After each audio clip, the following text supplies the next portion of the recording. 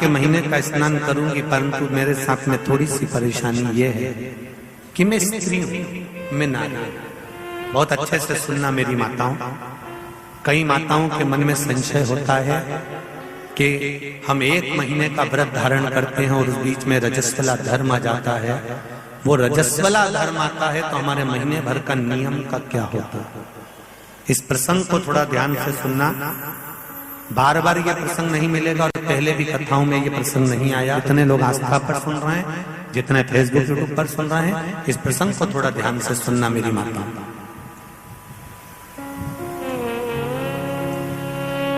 बहू ने अपने ससुर से कहा, पिताजी मैं कार्तिक के महीने के स्नान का नियम तो ले लेती हूँ। मैं कार्तिक के महीने, कोई माता कार्तिक के स्नान का नियम लेती हैं, कोई माघ महीने का स्नान का नियम लेती हैं, कोई चैत्र महीने के स्नान का नियम लेती हैं, कोई फागुन का लेती हैं, कोई बैसाख महीने के स्नान का नियम लेती हैं। कई माताओं की आदत रहती है, कई पुरुषों की आदत रहती है कि मैं 1 महीने तक कार्तिक का स्नान करूंगी।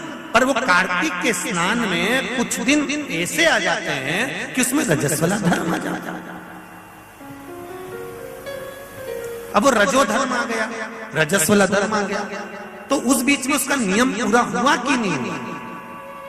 उस बीच में वो 5-7 दिन जो स्नान के लिए नहीं गई, पूजन नहीं करी, तुलसी को जल नहीं चढ़ाया, शालिग्राम जी का पूजन या ठाकुर जी का श्रृंगार नहीं कर पाई, तुलसा महारानी का गीत नहीं गा पाई, तुलसी जी का दीप नहीं लगा पाई, तो उसको कार्तिक के महीने का, क्योंकि ये रजस्वला धर्म तो प्रत्येक महीने आना, नारी के लिए रजो धर्म तो हर महीने प्राप्त होना, तो हर महीने अगर रजो धर्म आना है तो कार्तिक महीने का फिर नियम पूरा कैसे हुआ? फिर नारी का नियम कैसे पूरा होगा? फिर नारी तो फिर नियम टूट गया, नियम टूट गया तो उसको कोई फल नहीं मिला। तो बहू ने अपने ससुर से कहा, एक साहूकार से, साहूकार की बहू ने कहा, ससुर जी मेरे मन के संशय को मिटा दो, मैं कार्तिक का स्नान करना चाहती हूँ और उस कार्तिक के स्नान में सबसे बड़ी अगर विघ्नता आती है तो मेरे 7 दिन 5 दिन जो रजो धर्म के जाएंगे, वो रजो धर्म में मेरा नियम टूट जाएगा। उस नियम को पूरा कैसे किया जाए?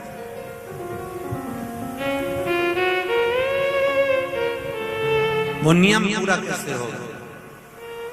कार्तिक के महीने का स्नान करने वाले जरा ध्यान देंगे, चाहे बैसाख स्नान करें, चाहे माघ का स्नान करें, मेरी माताओं का रजो धर्म 7 दिन 1 महीने के अंदर आ ही जाता, और आया तो वो नियम टूटा।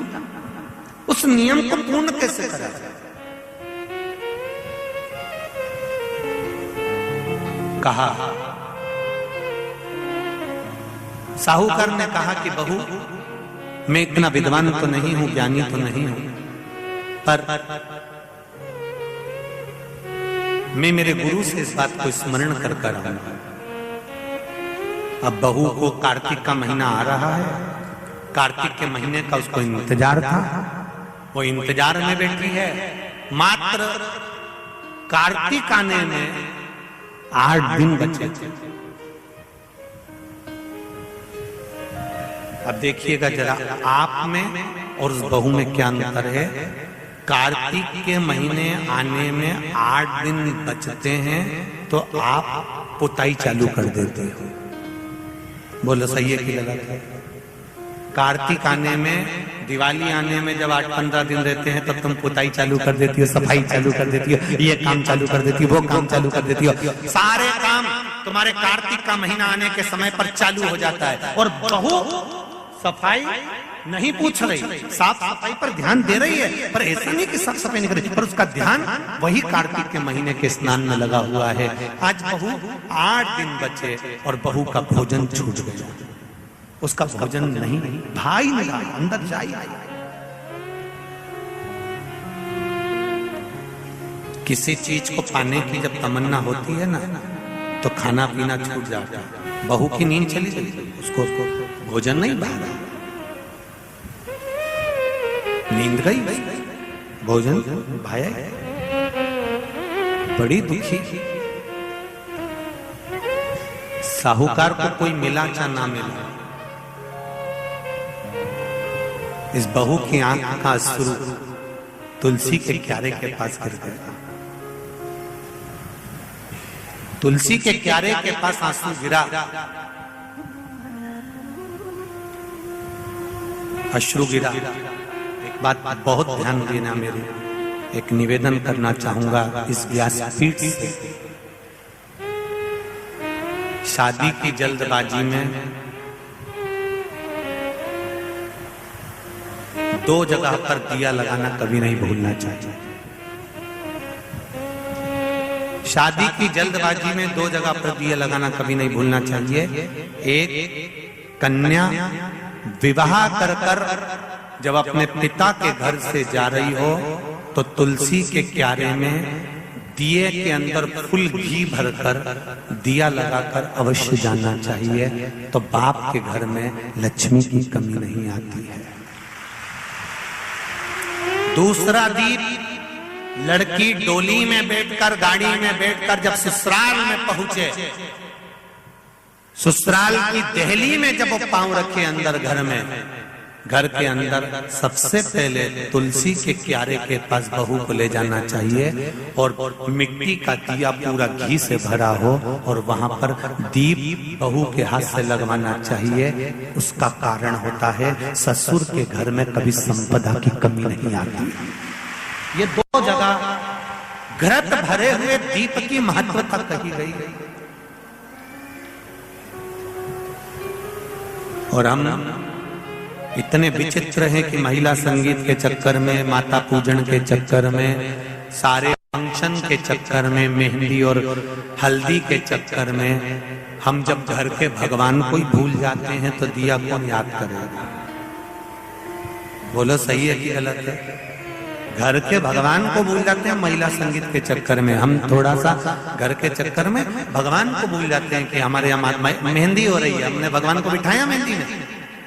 हमारे यहाँ हल्दी का कार्यक्रम हो रहा है, भगवान को बिठाया हल्दी के कार्यक्रम। महिला संगीत में भगवान का सोफा लगाया तुमने, एक सिंहासन रखा भगवान का, तुम सब तो बैठे थे, भगवान के लिए भी एक जगह रखो कि भगवान मेरे घर का यहाँ बैठेगा, वो देखेगा, उसको बिठाओ।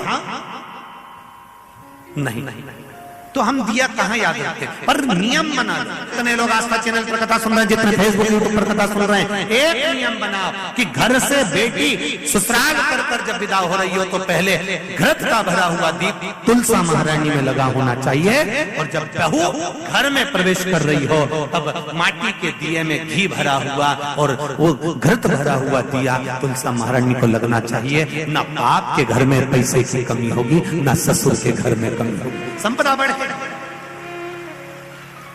पर दिया कैसा होना चाहिए? उसमें घृत पूर्ण भर, भले घी झलक रहा चले पर घी खाली नहीं होना चाहिए, घृत की पूर्ण।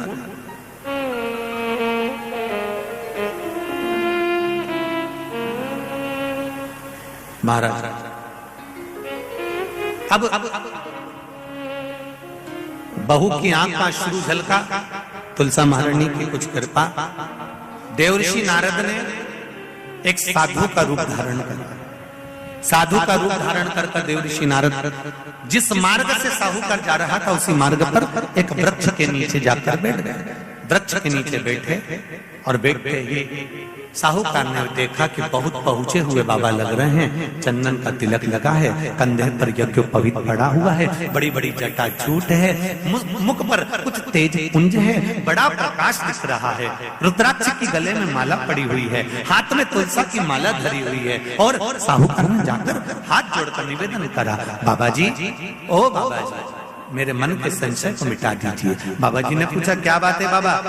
साहूकार जी बोले, मेरे बहू के मन का संशय है। नारी जब कार्तिक के महीने का स्नान करती है, या माघ महीने का स्नान करती है, या वैशाख महीने का स्नान करती है, या चैत्र महीने का स्नान करती है, नारी जब पूर्ण एक महीने का स्नान करती है तो बीच में जो रजस्वला धर्म आ जाता है, नारी 5 दिन 7 दिन जो काम नहीं कर पाती है, वो रजो धर्म के समय पर, रजस्वला धर्म के समय पर उसका 1 महीने का नियम खंडित हो जाता है। तो वो खंडित हुआ नियम पूर्ण कैसे हो, उसका वर्णन आप मुझे बता दीजिए। वो नियम मुझे बता।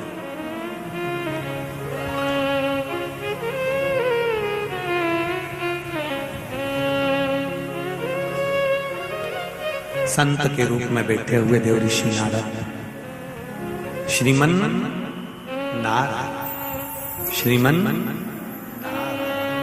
श्रीमन नारायण। 7 बार देवऋषि नारद ने नारायण नारायण नारायण नारायण कहा। कहने पर देवऋषि नारद ने बोला, सुनो साहूकार जी, सुबह के समय पर जब आपकी बहू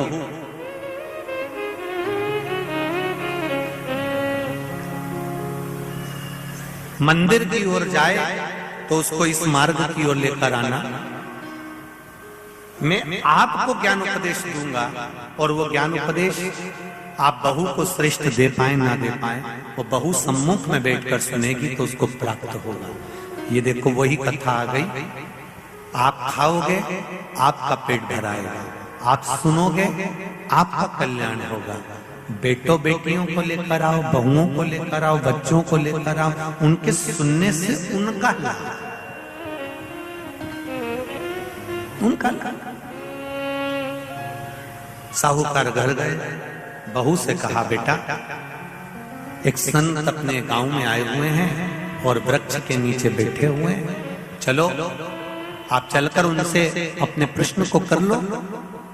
बहू ने भगवान का नाम लिया, स्मरण करती हुई बहू पहुंची और बहू ने जाकर तुरंत हाथ जोड़कर निवेदन किया, बाबा जी 1 महीने तक नारी कार्तिक का स्नान करती है, 1 महीने तक नारी माघ का स्नान करती है, 1 महीने तक नारी वैशाख का स्नान करती है, 1 महीने तक नारी चैत्र का स्नान करती है, बीच में अधिक मास का स्नान करती है। उस बीच में नारी का जो रजो धर्म आ जाता है, रजस्वला धर्म आ जाता है, उस समय पर नारी का जो करा हुआ व्रत है 1 महीने का, वो खंडित हो जाता है। उस व्रत की पूर्णता कैसे मानी जाए? तो उस समय पर देवऋषि नारद जो संत के वेश में थे, उन्होंने कहा कि बहू एक काम करो, पुत्री कार्तिक महीने के पीछे के जो 5 दिन 7 दिन पचवीगन के होते हैं, अगर नारी का रजस्वला धर्म बीच में आ जाता है तो पीछे के 5-7 दिन में से अगर एक दिन भी नारी ब्रह्म मुहूर्त का स्नान कर कर, सुबह का स्नान कर कर तुलसी में दीप प्रज्वलित कर देती है तो उसके बीच का जो खंडित भाग है वो समाप्त हो जाता है, उसे पूर्ण फल की प्राप्ति। अब फिर सुन लीजिए अच्छे से, अगर मान लो वो 5 बीघन में ही नारी का रजो धर्म आ गया तो बहुत बहुत ध्यान से सुनना, ये कथा संपूर्ण विश्व के कल्याण के लिए बहुत ध्यान देना। हर नारी का प्रश्न है, प्रत्येक नारी के प्रश्न ये सम्मुख में रहता है। मान लो आपने कहा कि रजो धर्म आ गया मध्य में, तो आप पीछे के 5 दिन स्नान करो। वो 5 दिन में अगर रजो धर्म आ गया फिर शिव महापुराण की कथा कहती है, घर में रहने वाली कोई कुंवारी कन्या, घर में रहने वाला कोई पुत्र, घर में रहने वाला पति, घर में रहने वाली सास, घर में रहने वाली कोई सौभाग्यवती नारी, जेठानी, ननन, देवरानी, या घर में रहने वाला कोई पुरुष अगर बाहर स्नान करने नहीं भी जा सकता, ब्रह्म मुहूर्त में प्रातः के समय पर यदि तुलसी में एक दीप और एक संध्या के समय पर दीप लगा देता है तो भी नारी का नियम पूर्ण हो जाता है। वो नियम खंडित नहीं, वो नियम खंडित का लाभ कैसे प्राप्त होगा? कहा पूरे कार्तिक के महीने में अगर स्नान ना कर पाओ तो बैकुंठ चतुर्दशी का दिन एक ऐसा होता है, शायद 6 तारीख की होना चाहिए। कितनी तारीख है? 6 नवंबर की है। हाँ, 6 नवंबर को है बैकुंठ चतुर्दशी। बैकुंठ चतुर्दशी का अगर स्नान कोई भूल से भी आनंद के साथ में, भगवान की भक्ति के साथ, और आप लोगों को तो बहुत बहुत साधु बनता है, हरिहर मिलन का दर्शन